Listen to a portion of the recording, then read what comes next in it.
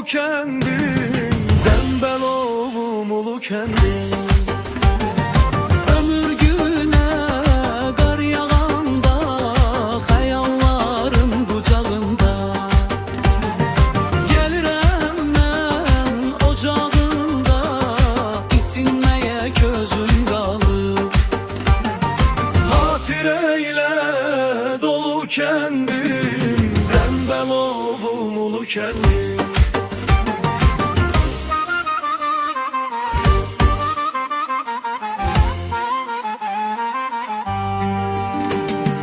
Uşaqlıqdan əsrarəngiz, arzulardan ülvi təmiz. Biraz yılalan, biraz da düz, inşam qalıb, yazım qalıb. Xatirəyle dolu kendim, dembel ovum ulu kendim. Hicran sığmır yerə göyə, ayrıldık belə tez niyə? Səninə dastan deməyə, sinəm üstə sazım qalıb. Xatirəyle dolu kendim, dembel ovum ulu kendim.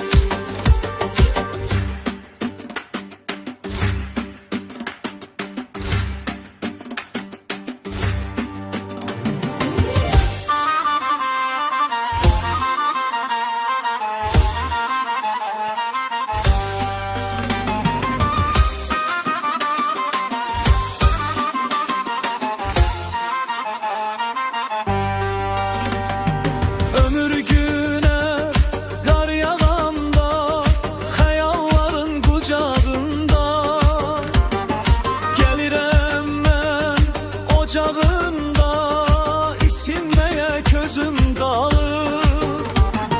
Xatirəyle dolu kendim, dembel ovum ulu kendim.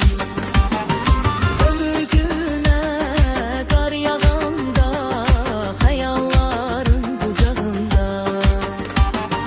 Gelirəm mən ocağında, isinmeye gözüm qalıb. Xatirəyle dolu kendim, dembel ovum ulu kendim.